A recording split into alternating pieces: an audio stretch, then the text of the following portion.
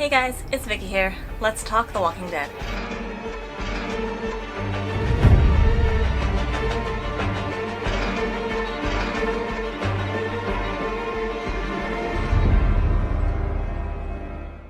Alright, so in this video I'm going to be talking all about the 5th episode of the final season of The Walking Dead, and this episode is titled Out of the Ashes. So if you guys have not watched that episode already, I'm going to be deep diving into every scene, so to avoid spoilers, I suggest you go back to watch that episode before watching this video, just so that you guys don't get spoiled, and just come back here to see if you guys agree or disagree with what I have to say about this episode.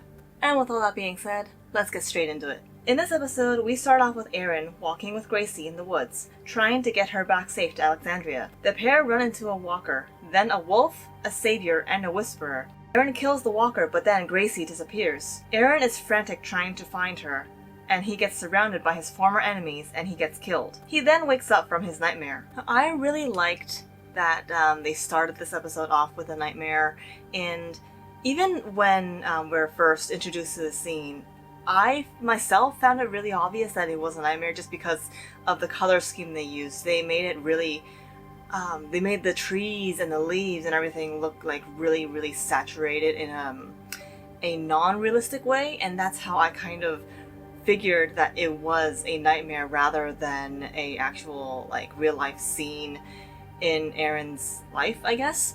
And I just really like that they did a play on the color scheme, because it actually looks like the color scheme they used for the trailers to me. So for me, it was really obvious. I don't know about everyone else, but when I first saw it, I was like, that's a nightmare for sure. That's 100% a nightmare. Otherwise, how could you explain why Aaron is even taking Gracie out in the woods in the first place? And then in the same nightmare sequence, I really liked that they gave us an entire throwback to all of the enemies that Aaron himself has faced. Like the very first ones, other than the walkers, was the wolves back in season 5. And then obviously there's the whistling of the saviors, which really took me back to season 7. And then there was the most recent events of the whisperers. So all of those, I guess this would have been Aaron's absolute worst nightmare, to run into all of those people, all of those enemies, and then losing his daughter, and then getting killed by all 5 of them, I guess, because he was literally getting shanked in the nightmare. But I really liked how it was done, and it was... you guys, at this point, I'm pretty sure you guys know that I love throwbacks, and this was just like a complete direct throwback to all of those episodes and all of those seasons. And then when Aaron, right before we are revealed that this is a nightmare, there's another direct throwback to the extra episode of season 10 called, I believe it was called One More, and there was just like a single shot of the character that we were introduced to, Maze. I think he shouts out the word stop, and that's when Aaron wakes up. Like we see a shot of his face, him yelling stop, and then Aaron just like bolts up from his nightmare and he turns to see Gracie. She's safe and asleep, and I just really like how they did that segment. And I really think that this nightmare was the perfect way to open up this specific episode, just because you guys will see throughout the entire episode Aaron has to do things that really carry the effects of this nightmare, since it's still in the back of his head.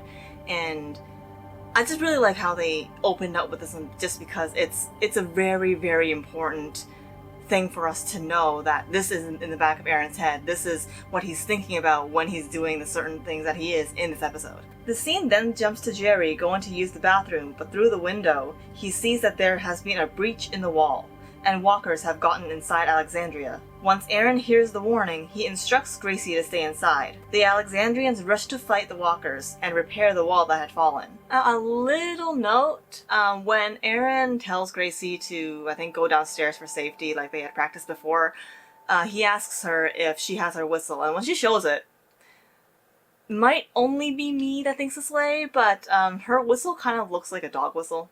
So, but obviously I'm pretty sure I am wrong in that sense, and that is an actual working whistle. I highly doubt Aaron is going to make Gracie wear a dog whistle that no one else can hear except for literally dog. So I just wanted to point that out, and obviously I'm pretty sure I am wrong with that tiny little detail. It's just funny to me. I just wanted to throw that out there since that's the first thing I really thought of when I saw the whistle. So when Aaron, Jerry, and Carol, and basically all of the Alexandrians are running off to kill the walkers that had gotten inside, and to basically fix the fence that had fallen down, or the gate, whichever one it is, the wall that had fallen down, we see that there had been people that had already been bitten and killed, and they're lying dead on the ground, and we see a walker that is devouring a person. My biggest question is, how come no one heard the wall falling in the first place?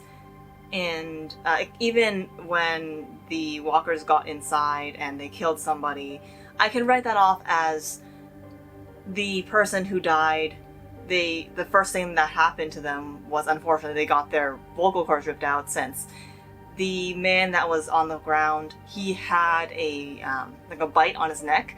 So I'm going to write that off, but there was a wall that had fallen in Alexandria. Somehow no one heard that, and for some reason, after everything that Alexandria has been through, no one was on watch. That does not make any sense to me, especially because they had just finished fighting off the Whisperers. They had fought the Saviors before they'd fought the Wolves, as seen in Aaron's previous nightmare.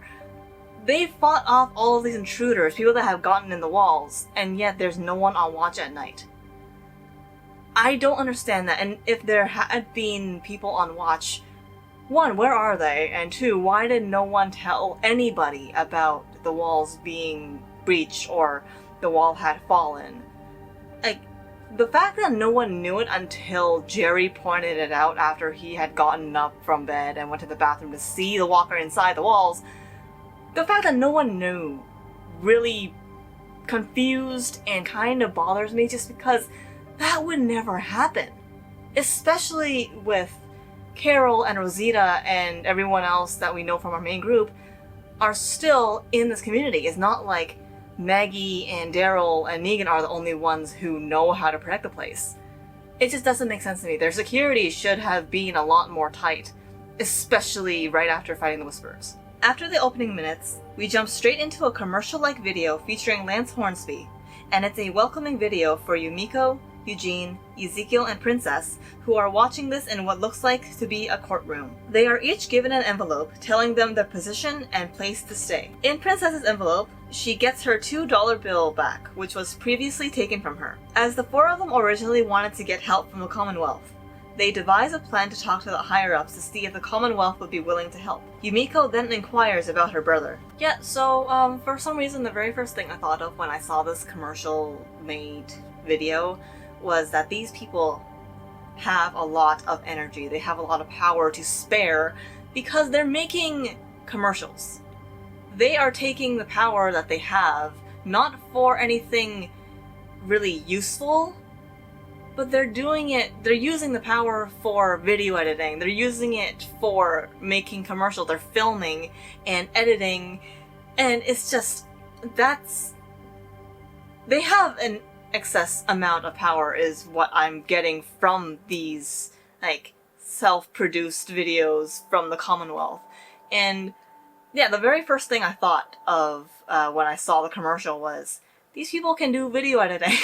So when the four of them are in this courtroom thing after watching the video, they're kind of openly discussing their next steps and what they should do and how they can get help from the Commonwealth back home. Now, I had a small problem with this just because they were talking openly about it. They were kind of loud. They weren't really hush hush or whispering about oh, we should get get these people to help us back home. They were openly discussing it with someone else in the room. The person that gave them the envelopes, he was still there. It's not like they were in a room together, only the four of them. And it was just very confusing to me because didn't Eugene lie about having a settlement to Mercer. Like, didn't he say that they didn't have a settlement? I'm slightly confused about that, unless like I got it completely wrong, or they revealed that they did, like, off screen, and it's known that they have a home now. I'm just confused because it seems like they completely forgot that they lied about not having a place to stay or not having a community. But it's just very confusing to me, and I thought they were smarter than this to not openly discuss their plans with a stranger in the room. That's all I want to say about that. Jumping back to Alexandria, Carol, Aaron, Lydia, and Jerry plan a run to the Hilltop to see if they can scavenge any food and blacksmithing tools to repair the walls. I'm really glad that in this scene, even though it's really short, they mention Hilltop and that they're finally bringing it back up and not abandoning the place, because I really liked Hilltop, and I really hope that they're going to repair it, like go back there to repair it after they have Alexandria up and running again, and I really hope that that's what they're planning to do in the future. Next we jump to Maggie and Negan killing off walkers in the woods, trying to make it to the supply post. As they walk through the woods together, Negan continuously tries to convince Maggie that it may just be the two of them that make it to the outpost, and tries to have her trust him. But when Negan asks Maggie why she hasn't killed him yet, she throws a knife in his direction and kills a walker behind Negan, and she tells him that she asks herself that every day. Now, I kind of really like these scenes with Negan and Maggie together, just because every time we kind of see another side of Maggie. Like, we see more of a badass side of Maggie, and I don't know, I just really like badass Maggie. She is just so cool, and Maggie is amazing. Now, with Negan continuously telling Maggie that he doesn't think there's going to be anyone at the supply post, and that they're the only two left, and tries to get her to constantly come back to Alexandria, I do understand that, since he's trying to save himself. Like, every second that they're out there in the woods with the Reapers, it's very dangerous for the both of them, and I understand that he wants to, like, save himself, not necessarily to save Maggie, but he just wants to get out of there, just because, first of all, he didn't even want to be out in this mission in the first place, but I can't help but think that, in that sense, Negan is slightly selfish. Like, not selfish for wanting to survive, obviously, but just he continuously tries to tell the group that he's one of them now. Like, he does things for them to be part of the group. But when it comes down to it, he doesn't do things for the group, but rather for himself. And in this case, he wants to go back to Alexandria to save himself.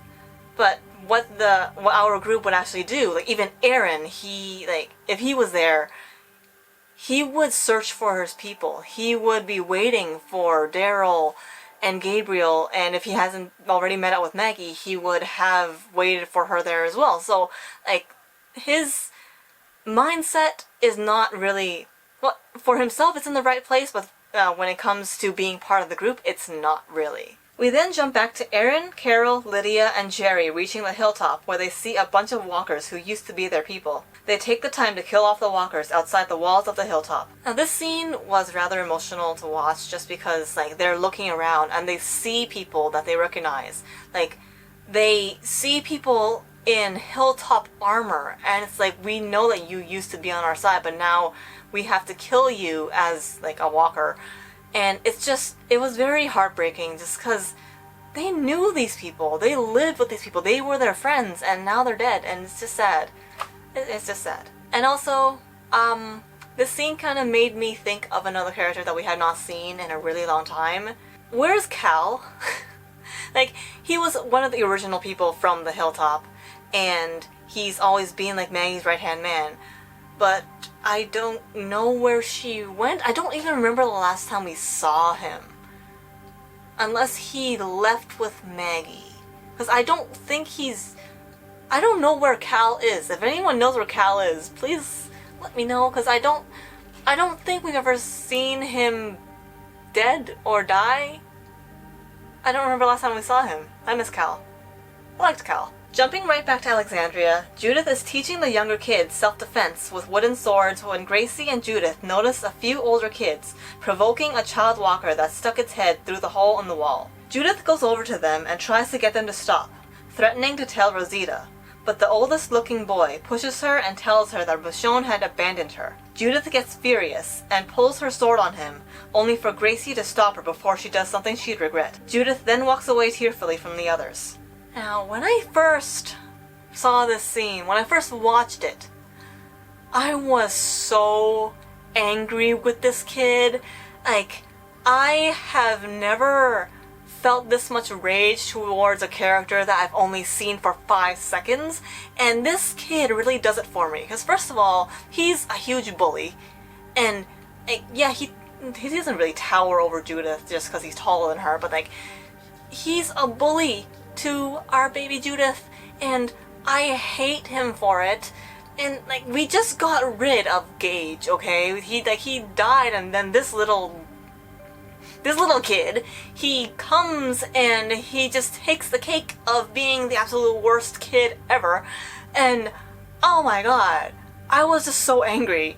And even just thinking about it now, it just really makes my blood boil, just cause who does this kid think he is? He doesn't even have a name.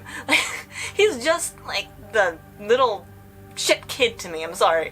But oh my god, it just, that scene, I don't think I've been angrier at a kid since, I don't even know, like, this is probably the kid that has made me the most angry in all of The Walking Dead, honestly. Like, this kid who doesn't even have a name is just like coming out of nowhere and just pushing over Judith and telling her things that no kid should ever hear. Like, who raised this boy? Honestly though, I do have to say that the actor did a phenomenal job, because I'm pretty sure with how the character was written, no one is supposed to like him, so he did a perfect job of that. So good job to you, kid, even though I really don't like your character. I'm sorry. On a more positive and less infuriating note, Gracie is a little angel, because like, she came up to help Judith and just try to calm her down, and like, I feel like that is exactly what Aaron would have done in like a situation with Rick or Michonne, either one of those two. And it's just like, they're perfect parallels of their parents, and just Gracie is like a little angel. I love her. I love Gracie. I love all the kids. And especially in this scene, I feel really bad for Judith, because she's doing her absolute best to stay strong for herself, for RJ, and for all the other kids, because I'm pretty sure she's the oldest one out of the good kids. I'm gonna call them the good kids, just because they're not part of this little prick's posse or whatever you want to call it. Judith is their leader, well, the kids' leader anyway, and like, she's trying to stay as strong as possible, and she's going through a lot emotionally, because she knows that her mom, Michonne, went off to find Rick. She knows this, and she knows that Michonne didn't abandon her, but then she did. I feel like she feels it a little bit, and for that little kid to just straight out say it, it's just, oh my god, it just makes me so angry. Anyway, as long as Judith has RJ, has Gracie, and has Herschel by her side, it's fine. That kid probably won't last long anyway in this universe. I'm sorry, but that's usually what happens to little pricks like that. Maggie and Negan finally make it to the supply house and find that it's empty. Negan tries again to convince Maggie to go back with the supplies in the house, and that the others aren't going to show up, but Maggie isn't having any of it. Now, in this scene, you can kind of see just how desperate Negan is to go back to Alexandria, especially when he actually brings up Herschel. And it's like, he knows that he shouldn't be saying that name. He shouldn't be saying Glenn or Herschel at all. But then he does it, and like, with that, I can kind of see just how desperate Negan is to try to bring Maggie back to Alexandria so that they can both be like back home and safe. But like, Maggie's not ever the type to abandon her people. Like, yes, she's lost a lot of them, but she's never the type to ever abandon them, just because that's not That's not who she is. No matter what Maggie has gone through, she's never going to be the type to abandon someone that she cares about. Because that's just not how Maggie is. That's all I really have to say about that. Like, Maggie's not going to abandon their people just to save herself. And like I said before, like the others, Daryl, Aaron, Gabriel, and all of the other people back at home or out there with her, like, all of our group are not the type to ever leave people behind or abandon people. And I feel like Maggie knows that as well, so like she can't abandon these people because she knows that they would also be there waiting for her if they made it there first. Back at the Commonwealth, Yumiko enters a bakery and is reunited with her brother, Tomi. Now at first, this scene kind of confused me of why Yumiko would be going to a bakery to meet with her brother, assuming that she was going to find her brother. Because Yumiko had revealed in, I think it was episode 2 of the season, that her brother is a surgeon. And from what we gathered in the first scene after the opening credits of this episode, our people, or our group, were given jobs based off of their professions before the fall of the world.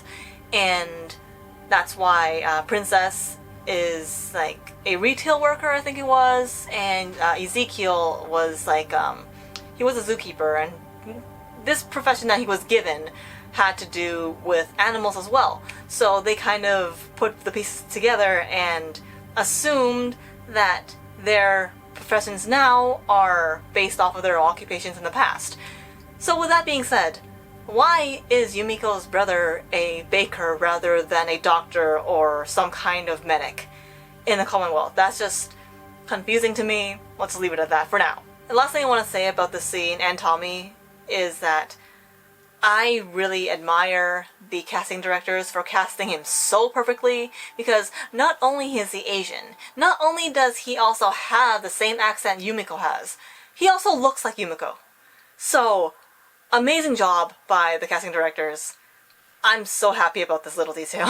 Back at the Hilltop, Carol and Lydia keep watch as Jerry and Aaron pick up what's left of the blacksmithing tools. They then see a herd of walkers, and Lydia points out that the way they're moving, they're being herded by whisperers. Aaron runs over and unmasks the whisperer, about to kill him, only to be stopped by Lydia. Now, ever since we saw, like, Maggie visiting Hilltop for the first time and, like, they didn't actually go inside, like, that was back in the episode Home Sweet Home, but then we haven't actually seen anything from Hilltop after that, and this is the first glimpse we get of Hilltop.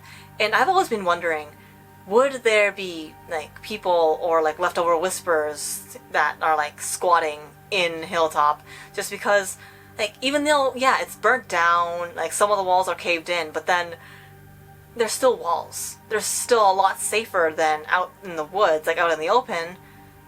Would there be, like, random people there just, like, trying to find safety? Or even, like, as we see here, there's even, like, whispers there. So I'm glad that they kind of added that in, and I kind of feel smart for guessing that too. But, yeah, there's whispers at Hilltop. Jumping to the Commonwealth, Eugene is getting ice cream with Stephanie when another woman comes out to get an order for Pamela Milton. Eugene tells Stephanie that he needs to get out of the Commonwealth to help people back home, and she gives him the option to communicate with them using the town radio. Okay, so when they were getting ice cream and, like, this other woman came out, I looked at her, and, like, just this tiny, tiny, tiny interaction between her and Eugene. I said to myself, and I'm pretty sure I said it out loud too, that this woman, that's the real Stephanie. And I'm not sure if this was ever confirmed or anything, but, like, this woman, she's Stephanie. And it's just the way that she, like, smiled at Eugene when he pointed out Rocky Road, because I'm pretty sure they had, like, a long discussion about ice cream on their, like, little radio talks. Like, just the smile kind of gave it away. And then the writers are a genius because they didn't let her talk, and it's like she was told that she's not allowed to talk to Eugene just because he might recognize her voice, and being the smart guy that he is, like, he's gonna figure out that this fake Stephanie is not the real Stephanie, and, like, this one is the real deal. And, like, I knew it. I knew this girl this fake Stephanie is not the real Stephanie, and like it hasn't been revealed yet, and that's just my guess, but like I have a huge hunch, I have a very strong hunch that this girl that's getting ice cream for Pamela is the real Stephanie and not this fake girl. I don't like this fake girl. I don't like her. By the end of the scene, like Ezekiel and Princess come out and they basically tell Eugene that it's gonna take like, I think it was 5 weeks, that they could get help or like see anyone higher up, and they obviously cannot wait that long.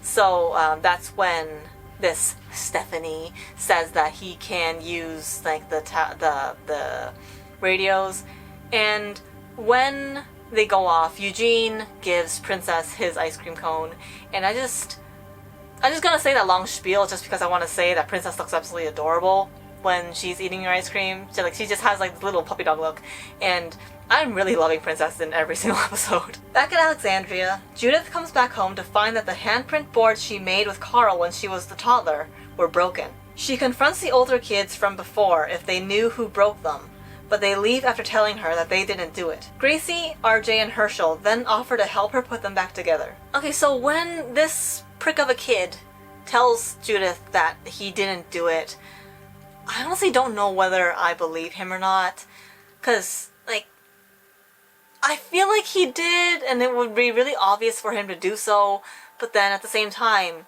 he got really offended when Judith accused him of lying, so I really don't know what to think of that, but I really do wish that Judith did, like, pull another knife on him or her sword on him when he like challenged her to do it, but Judith is a better person than I am, so like she obviously wouldn't.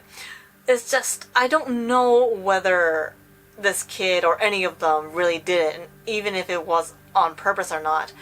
I guess this is just going to be one of those like Walking Dead mysteries that we will never find out. Although I'm going to be on more of the side that he did because Judith humiliated him in front of his friends, and so he needed to get revenge, and he did it in an extremely petty way. But that's just my theory, and we're probably never going to get revealed on who actually broke it. And then when Herschel, Gracie, and RJ are like, we'll help you put it back together, and it's just like, that was like one of the sweetest things ever, because like these kids, these 3 kids helping Judith, that's all Judith really needs. They don't need any other kids. We really don't need any other kids on the show, because clearly every other kid other than these main 4, they're kind of proving to be dicks. Judith is sitting outside with the broken handboards, and Rosita comes to comfort her, telling her about her own family and past. Rosita reassures Judith that she'll never forget her family, because she'll remember them through the things that they taught her. With this scene, I absolutely adored it, because I don't think we've actually ever seen Rosita and Judith have a scene together, like, with just these two, and it was just so sweet and heartwarming, and, like, we also learn a bit about Rosita's her backstory as well, and I just really like that, and it just really shows, like, Rosita's motherly and caring side towards Judith, and like Judith is so sweet. I love her so much, and just like she's so scared of forgetting the people that raised her and that the people that loved her and she loved as well. Well, pretty sure she still loves. It's just she's just so afraid that she's not going to remember them anymore, and just Rosita comforting and reassuring her is just really. It's just really a sweet thing for Rosita to do, and like, I just love it so much. I kind of really wish that Judith would tell Rosita what the kid said to her about Michonne abandoning her, but I'm pretty sure she never will, just because, like I said before, Judith is a better person than I am, and like, I really want someone to tell on him. Maybe Judith has better plans, and she's going to tell Daryl instead, just because.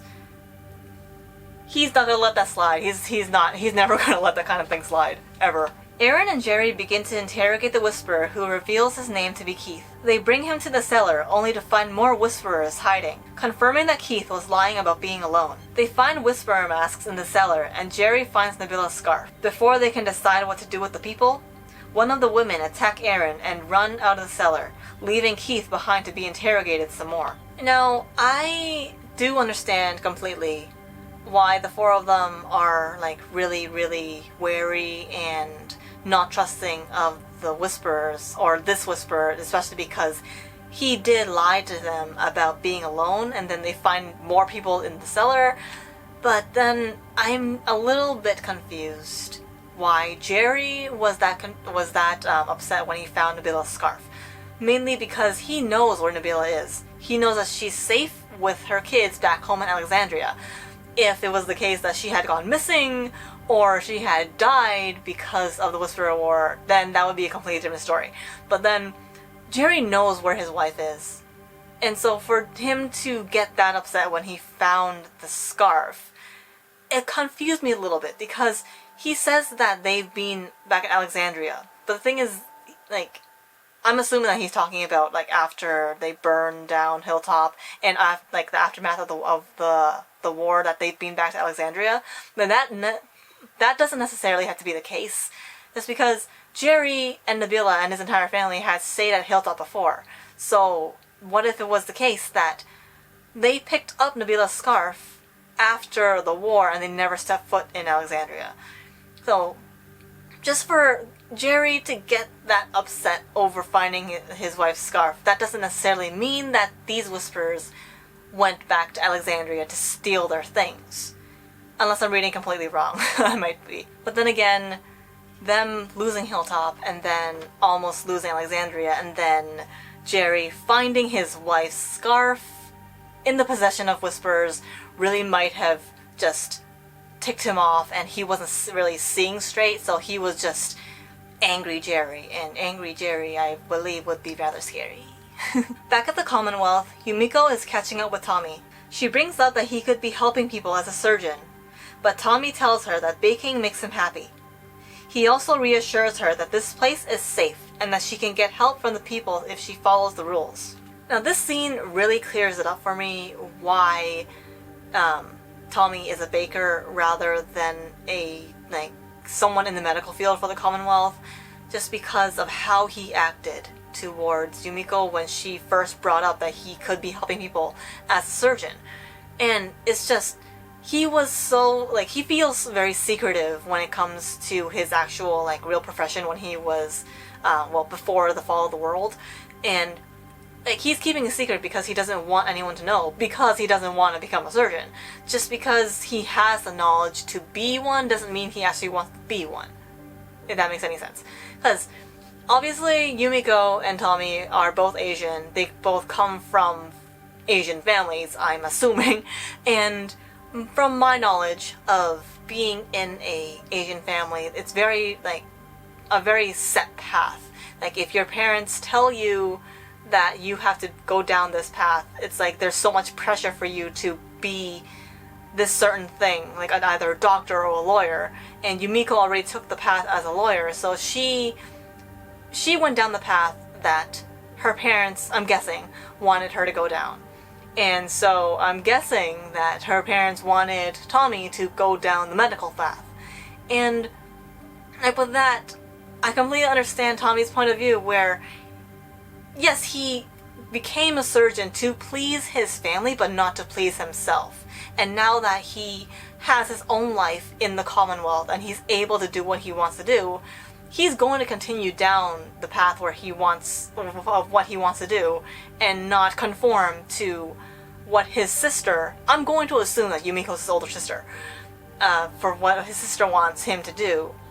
Just because he can be helping people doesn't exactly mean he wants to. That kind of makes him sound bad, but I mean, he doesn't want to be a surgeon. Of course he wants to help people, but he just doesn't want to be a surgeon because it doesn't make him happy. Princess finds Mercer and begins to flirt with him, complimenting him on his figure when Mercer tries to get back to his own business. Princess then thanks him for getting her dollar bill back. She then goes on to tell him that he has really beautiful eyelashes. Alright, in this scene there's really nothing else to say other than how adorable these two are together, because they just have this kind of unspoken chemistry, and it was rather obvious, but I was right about Princess having a crush on Mercer, and it's really obvious now. And just, I feel like Mercer also feels the same way, and it's just, I want them to get together quickly, and hopefully the couple's curse does not exist anymore since it's the final season. I hope they get together and they'll be happy together just because they are so friggin' cute. I ship them. Like, I dare say this.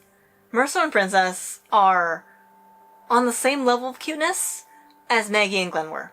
And that says a lot. I love these two. Just get together already, please. Jumping back to Hilltop, Aaron is using a walker to interrogate Keith. When he doesn't get any answers, he lets the walker bite Keith's hand. Aaron offers to cut off his hand to stop the infection from spreading. Lydia isn't able to watch anymore and leaves. Carol kills the walker before Aaron can do any more. He shouts at Carol for killing the walker, and Carol tells him that the path of revenge is not one he wants to go down. Finally understanding what Carol is telling him, Aaron complies. So in this scene, we definitely see that the nightmare Aaron had that morning was really taking a toll on him, because the Aaron that we know would never ever throw a live walker at a living person, like whether it's for interrogation purposes or not. And just the fact that he's even doing this, it's like he's doing it out of fear, like complete fear of losing his family. And I feel that he still feels that fear that he felt in the dream when Gracie just disappeared and he was getting killed by the people that they had defeated before. And just, I love that Carol was the one to pull him out of it. Because, like, Aaron yells at her and says that you should know what I'm going through. And Carol tells him straight out that yes, she does. But she doesn't want him to go through the same path, because we all know Aaron as a really, really sweet and, like, angelic, I don't want to say innocent because he's killed people, but then he's still a really sweet guy. And, like, Carol doesn't want to see anyone going down the same path as she did, because she feels that there's no going back from what she did, and, like, she feels the enormous amount of guilt on her, and that's why she doesn't want Aaron to go down the same path she did, because she knows that there's no coming back. And even, like, the look on Jerry's face when he hears what Carol has to say, it's just, he understands it too, and, like, I'm pretty sure Jerry never actually blamed her for her actions, because, like, she lost a son. Like, that's not an easy thing to ever go through. So, with Carol, she feels so much guilt, and, like, for Aaron and Jerry to finally understand what she's trying to say, I really liked that they understood her and they did what she told them to. Back at Alexandria, Rosita is with Judith trying to repair the handprint boards, but they come in contact with Eugene through the radio. Rosita tries to update him on what's been going on, but the signal gets lost. The scene then jumps directly to Eugene trying to fix the signal, but he is then arrested for breaking the rules of communicating with another community without permission. Now, I'm not going to say I was at all surprised when this happened, just because it felt way too easy to get into this communication room, to get into contact with Alexandria, and for no one to be monitoring this radio room where you can communicate with other people. Like, that just doesn't really make sense, because I feel like this room would be locked off to other people, and it just felt too easy. So, my theory is, this fake Stephanie, she set it up so that there would be no one in there, so that Eugene could go in and communicate with Alexandria. And so that they can, like, finally find out that there is actual community out there with radio communication. So, I really do not trust Stephanie.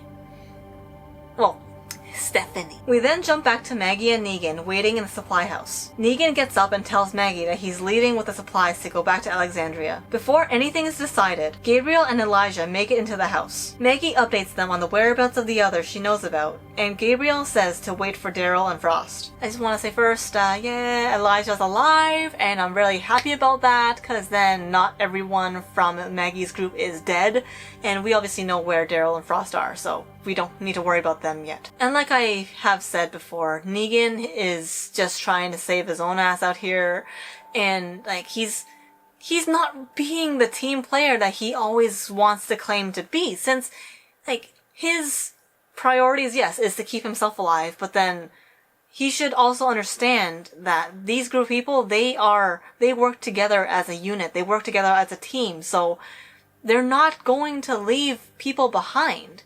And it's like, I don't know why Negan keeps on trying to...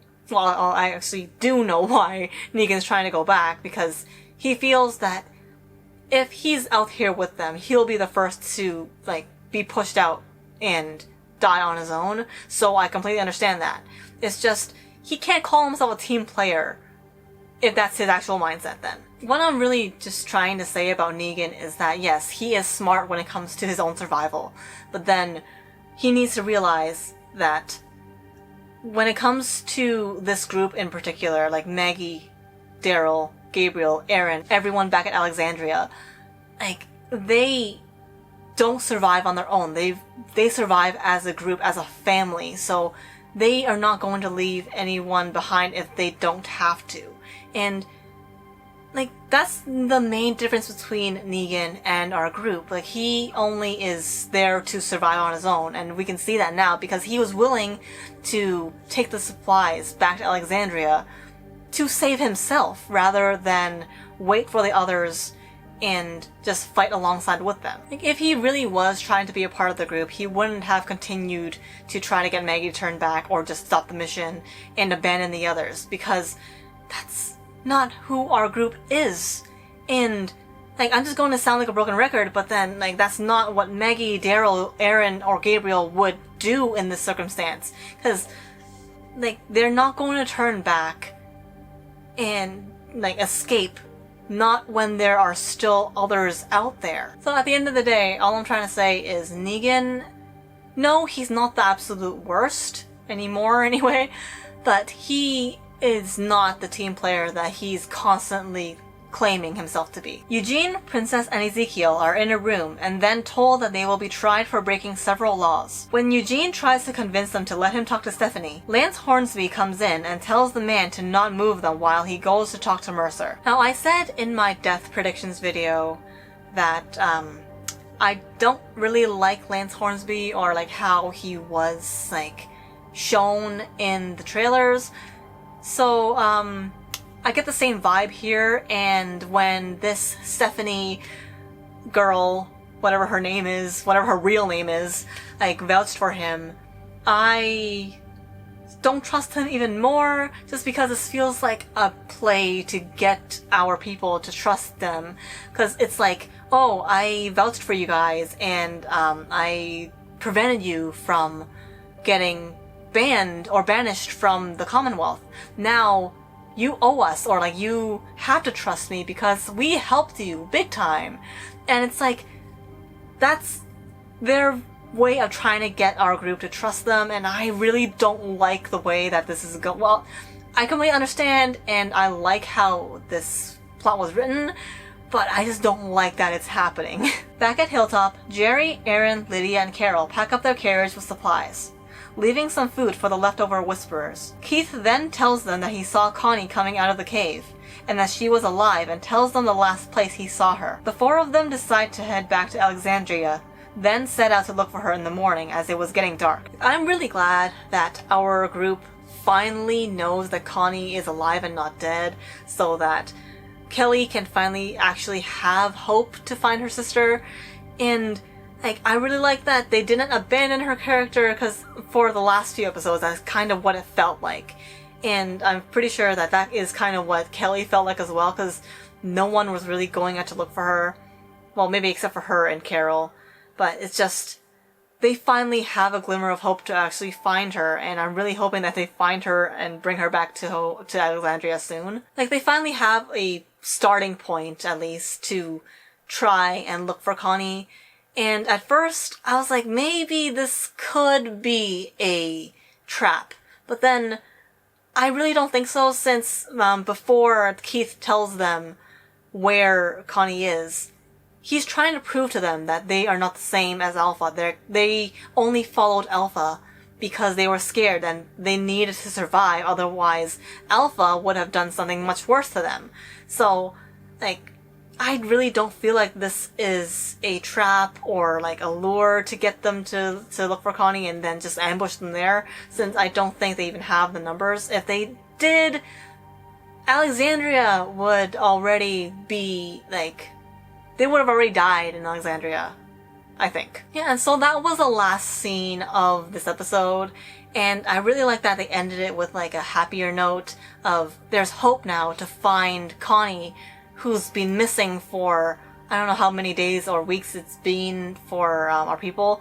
Just there's finally hope to look for her and find her and bring her back home, and I really like that. So although this episode wasn't solely focused on one plot or story like the previous episode was, I still really liked it just because like I found that all of the stories kind of meshed together really well. Like, even though it was jumping from Alexandria to Hilltop to Commonwealth to Maggie and Negan, like, I found that those were like really, really well like linked together in a way, and it didn't really feel too choppy at all either. Now, rather than having like really subtle and Easter egg type throwbacks, I really liked that in this episode they had direct in your face kind of throwbacks, because like, they just brought me back so much nostalgia with like Aaron's Nightmare, where we saw the people with W's on their foreheads, like. And then there was Negan's signature whistle, like that brought me back. And obviously with the Whisperers, it's like I really, really like those things. And especially with Judith mentioning Carl. That really made me emotional because I really started to miss Carl a lot after that. And so with that, I'm actually going to give this episode a rating of 8 out of 10. Mainly because like a lot of stuff happened in this episode, and like I found that it was very emotional for me and very impactful, and it really did carry out the storyline. And like throughout, like a lot of things happened that would carry the plot forward, and I feel like this was a really, really well done episode as well. So that was my review of episode 5 of the final season of The Walking Dead, Out of the Ashes. If you guys agreed with what I said or disagree with what I said, please let me know down in the comments below. If you guys enjoyed my video, please give me a thumbs up. And if you guys would like to see more of my future content and you haven't subscribed already, please hit that subscribe button. I'd really appreciate that. Alright, thanks for watching, and I'll see you guys in the next video. Bye bye!